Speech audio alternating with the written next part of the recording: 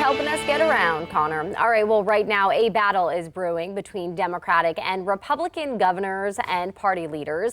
Texas state lawmakers are looking to redraw the congressional district maps, and Republicans are looking to use the opportunity to try to gain future seats in Congress. Let's bring in Joe St. George joining us now live from Washington. Joe, good morning to you. This is now not just a debate in Texas, truly, but other states are using this as a jumping off point, possibly considering their own district redraw, right? 100%. Good morning, Aaron. You know, I think at first glance, it's easy to think of this as, this is a Texas story. No, this has quickly emerged into a national story, and there's no telling where this domino effect will end. Who knows?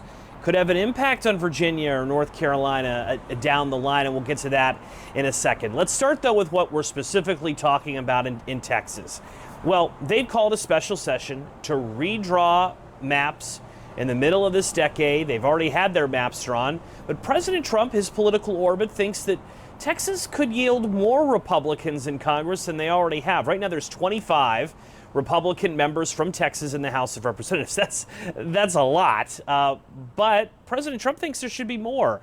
So what this special session has done thus far in Texas is produced a new map of at least 30 districts in Texas that President Trump all won in 2024. So the thinking here is that, who knows, maybe Republicans could pick up 5 seats because of Texas if these maps go into effect.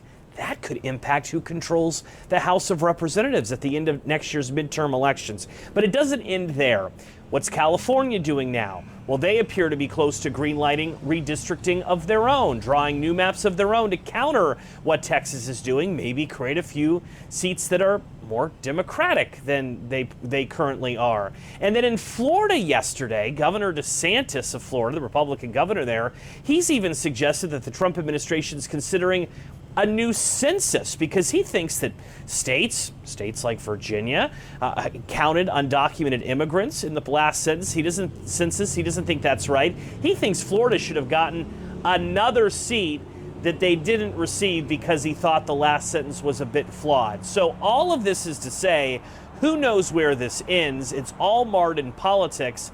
Democrats, meanwhile, are trying to figure out how to fight this thing. There's chatter that maybe state lawmakers in Texas may flee the state during the special session to try and make this not go into effect.